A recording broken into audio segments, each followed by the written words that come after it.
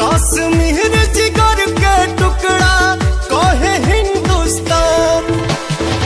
कश्मीर जिगर के टुकड़ा कहे हिंदुस्तान।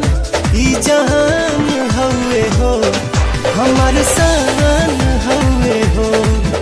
ई जान हवे हो हमार शान हवे हो। स्वर्ग बनौले अपना हाथे धरती पर भगवान। ई जहान हवे हो हमार शान हवे हो। ई जान हवे हो हमार शान हवे हो।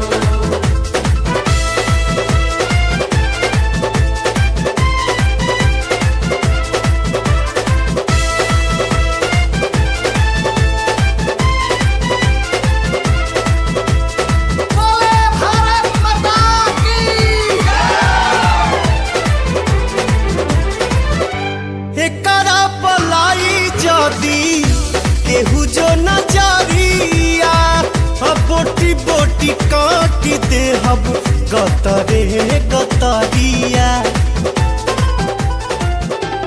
हो एकरा पलाई जदी केहू जो नजरिया बोटी बोटी काट दे हब गतरे गतरिया।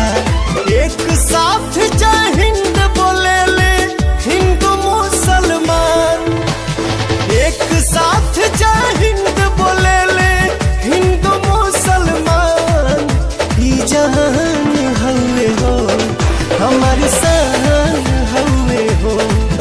ई जान हवे हो हमार शान हवे हो।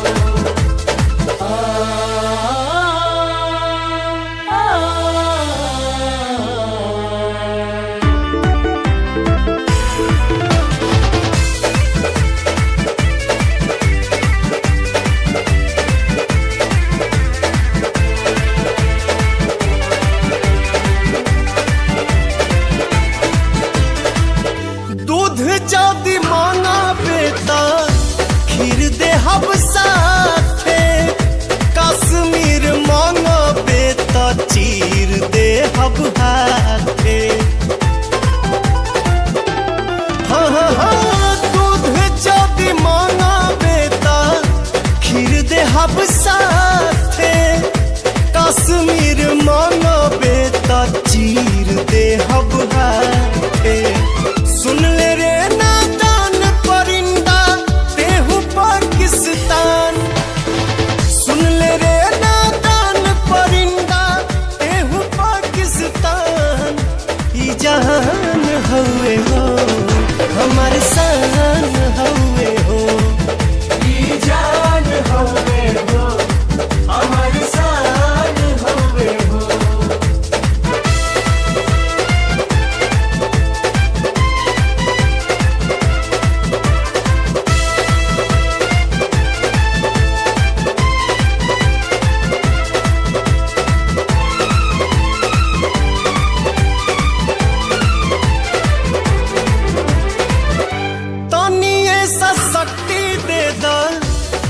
वैष्णो माई पर कश्मीर में तिरंगा लहराई। तनिए सा शक्ति दे दा हे वैष्णो माई पर कश्मीर